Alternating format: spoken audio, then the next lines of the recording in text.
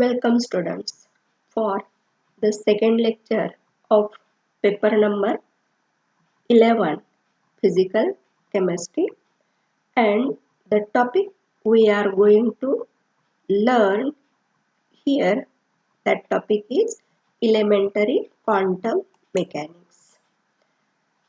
Yesterday I have told you the subpoints in this topic. I will repeat once again.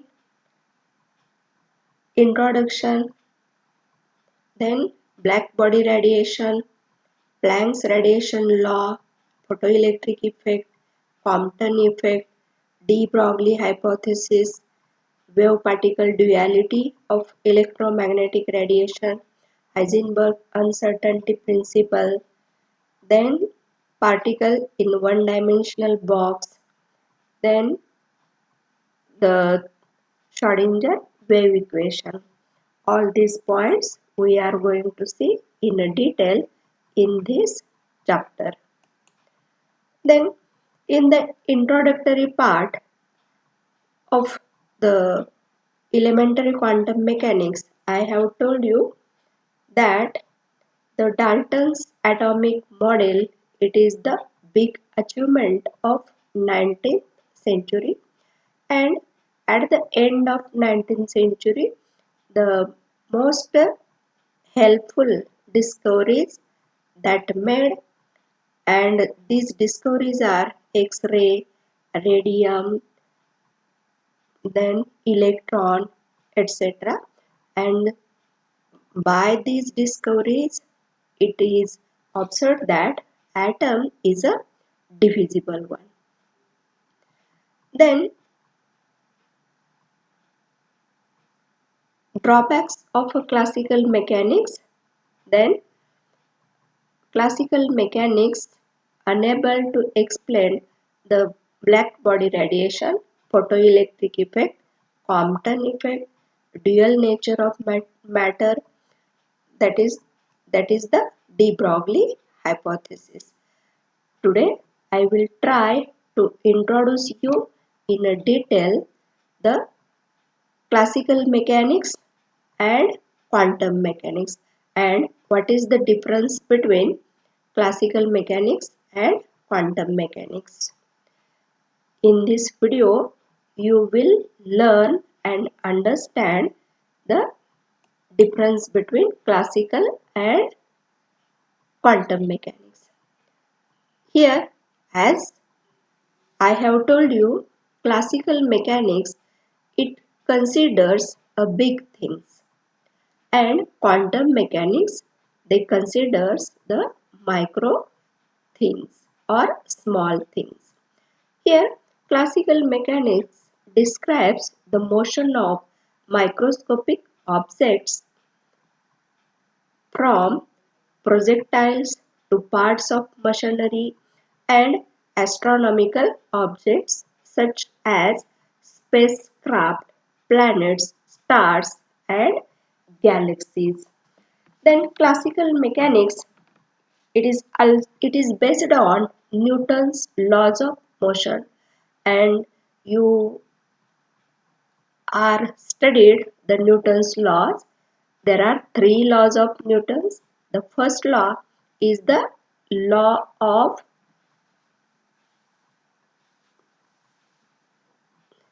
inertia.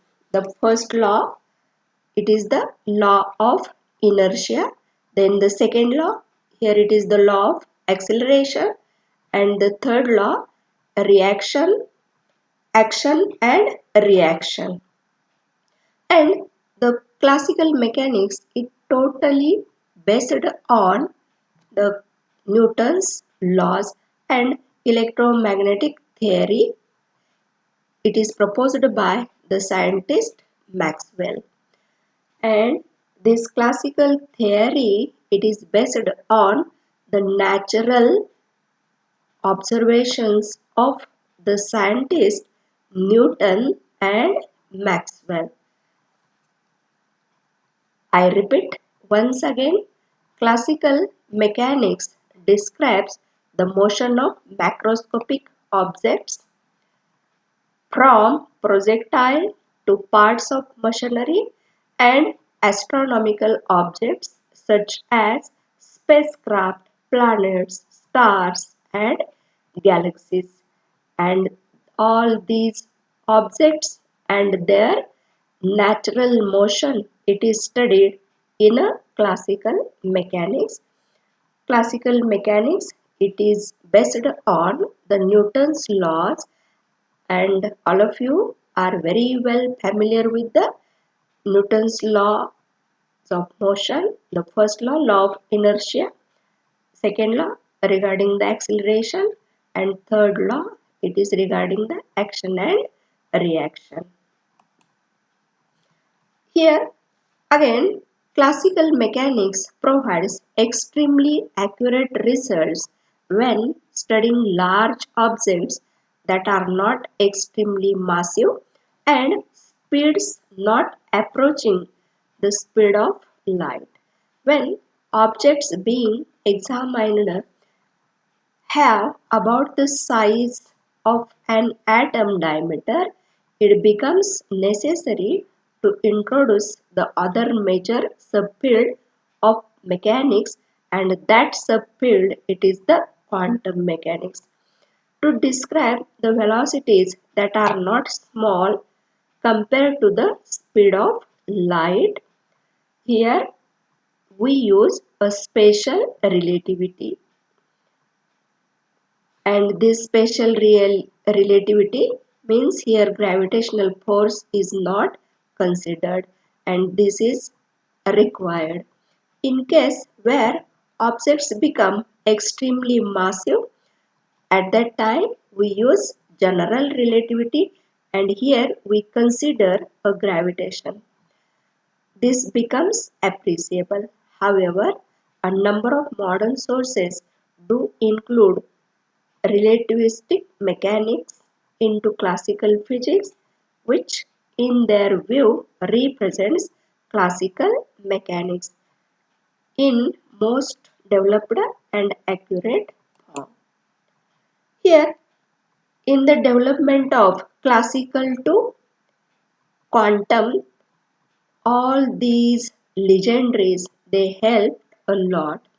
Here, at first, the Galileo, then Newton, then Lagrange, then Hamiltonian, then Maxwell, and then Einstein and Bohr.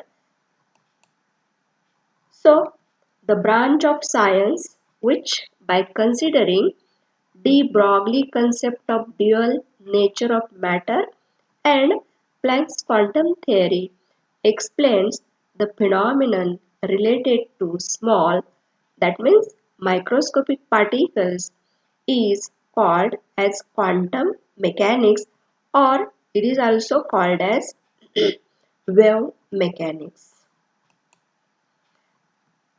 Here, the classical mechanics was unable to explain a black body radiation. According to classical mechanics, black body emits or absorbs radiation continuously, and it failed to explain the black body radiation phenomenon later on. Then classical mechanics unable to explain the photoelectric effect, and here the photoelectric effect, it is nothing but ejection of electron from any metal surface when it is exposed to electromagnetic radiation. And again, classical mechanics was unable to explain atomic and molecular spectra. These inadequacies of classical mechanics, it gives the way to quantum mechanics. Here, at first, in 19th century, the scientist Max Planck studied a radiations emitted by hot bodies, and he used a black body. Here For yesterday's lecture, I have explained you the construction of black body. Here, black body, it is a hollow sphere. It is blackened inside, and at the center there is a small hole. The light radiation which is entered into the sphere, it gets absorbed by reflection of radiation, and this black body, it acts as a perfect emitter and perfect absorber. And according to Planck hypothesis, here the black body, it emits or absorbs radiation not continuously but discontinuously in the form of packets or bundle, and that packet or bundle, it is called as quanta, and energy associated with one quantum, it is given by the equation E, it is equal to h nu, where E, it is the energy associated with one quantum, h, it is the Planck's constant, and nu, it is the frequency of the incident radiation. This is the famous energy equation. Then, as already I have told you, Planck studied emission of light from hot objects. Observed color of light varied with temperature, suggested the objects do not continuously emit energy but emit energy in small specific amounts. Light is absorbed or emitted in a little packet or bundle and called as a quantum, and plural as a quanta. A quantum, it is nothing but minimum amount of energy that can be lost or gained by an atom. This is the relationship of energy associated with radiation, and this peak, it considers at the low wavelength energy or power, it is greater.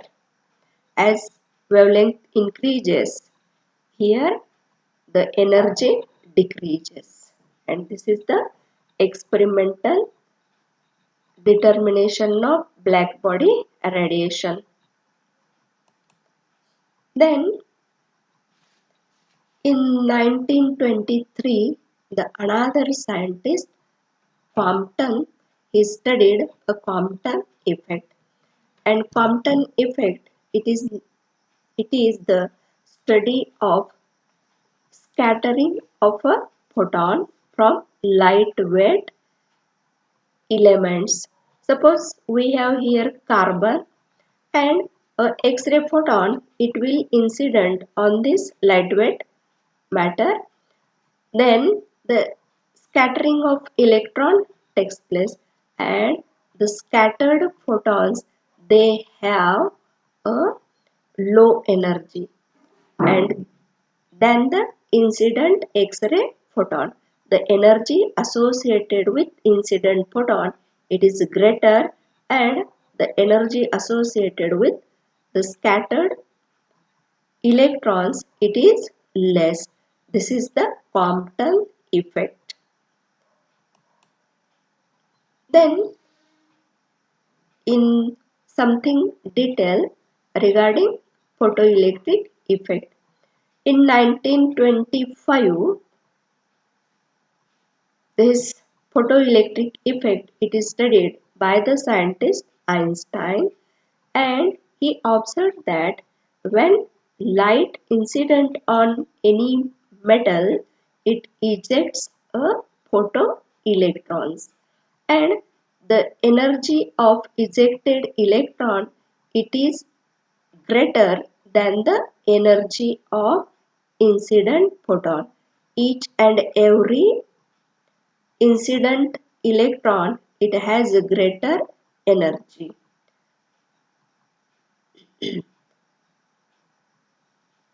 Photoelectron energy, it is equal to light energy minus binding energy, and this phi, it is nothing but a threshold frequency which is required for the ejection of electron.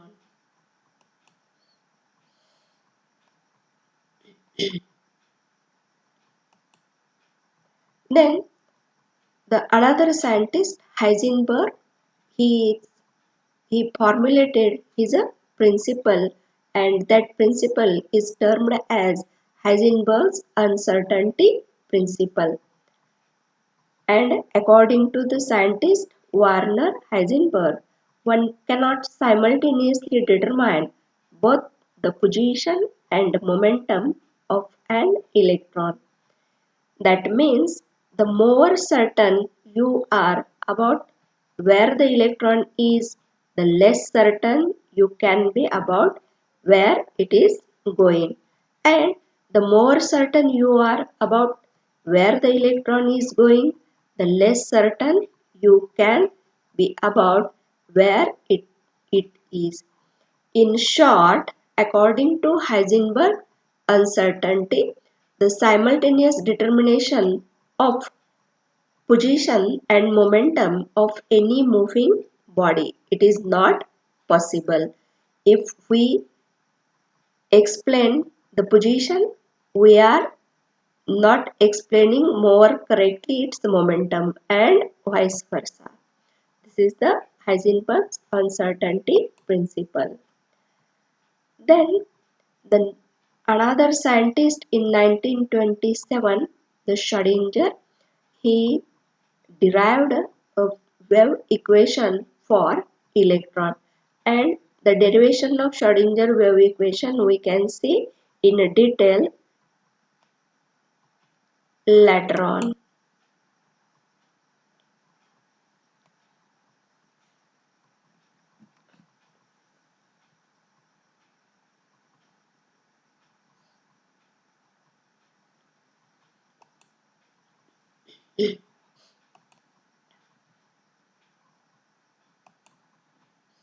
Here, as already you are very well known regarding the introductory part of elementary quantum mechanics, your first point in this chapter, it is the de Broglie hypothesis, that is dual nature of electron. That means electron, it behaves as a wave as well as a particle. Then de Broglie considered the Planck's quantum theory and Bohr's quantized orbits. De Broglie suggested that every moving particle exhibits a wave nature, so also the electrons. And electrons behave more like waves on vibrating string than like particles.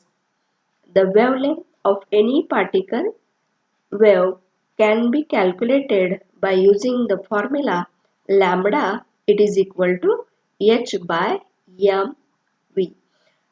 This is the de Broglie equation.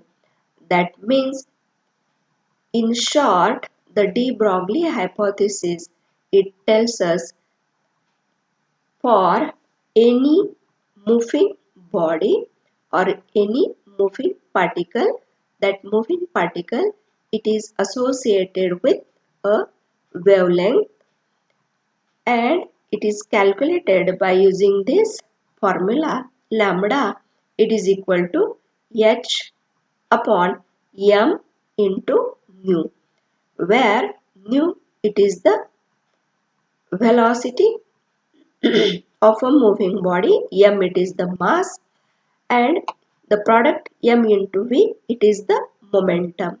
That means lambda, it is equal to h upon momentum, and h, it is the Planck's constant, lambda, it is the wavelength associated with moving body.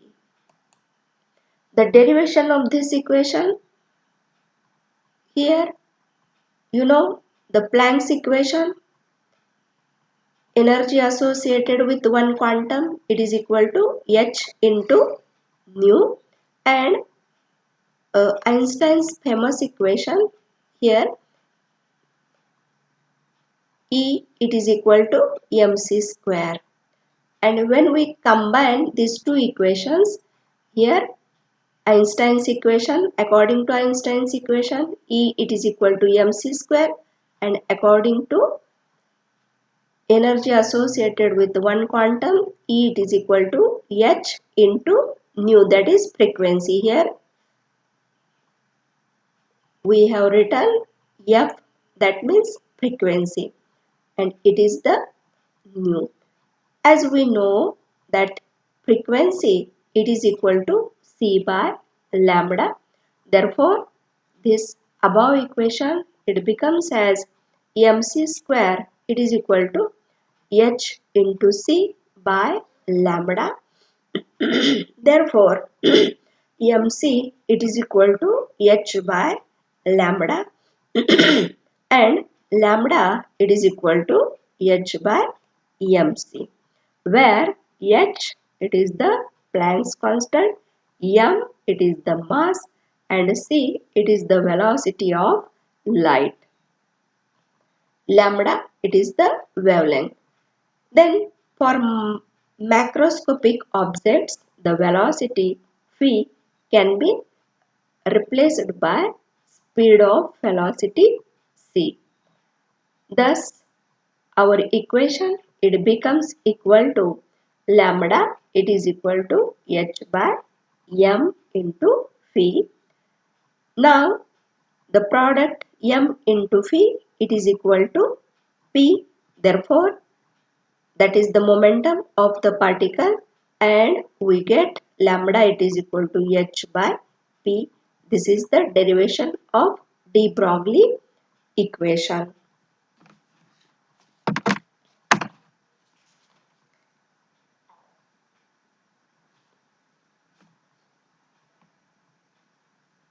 This equation is known as de Broglie equation. Here, wavelength lambda, that is h by m view, is very small or negligible for relatively large objects, that means macroparticles such as bullet from a gun, but for subatomic particles such as electrons, that means for microparticles, this wavelength lambda is not small to be neglected. Microparticles exhibit particle or wave-like nature depending on the circumstances. And the explanation of the dual nature of matter and energy, it is explained by the scientist de Broglie, and he formulated as a de Broglie hypothesis. And it is explained on the basis of two theories, one based on particle model and other based on wave model. The Compton effect, photoelectric effect can be explained by considering particle nature of radiation, and reflection, refraction, diffraction can be explained on the basis of wave nature of a radiation. Here, as already we have seen the derivation of the de Broglie equation, de Broglie combined these two theories of radiation in his hypothesis, and he stated that light radiation behaves as a wave and also can be associated with a particle nature. Similarly, particle can behave like a wave under suitable conditions. That is, light radiation and matter both can behave as a wave and particle, and this is called a wave particle duality of matter and radiation. And radiation, it is also nothing but energy. Very small particles such as electron can behave as a wave, and the electromagnetic radiation can have a particle nature. During the study of electron diffraction, the scientist Germer, Davison and Thomson in 1927 have experimentally verified that radiation has particle-like properties and particle in motion has a wave-like characteristics. That means, to summarize the de Broglie hypothesis, here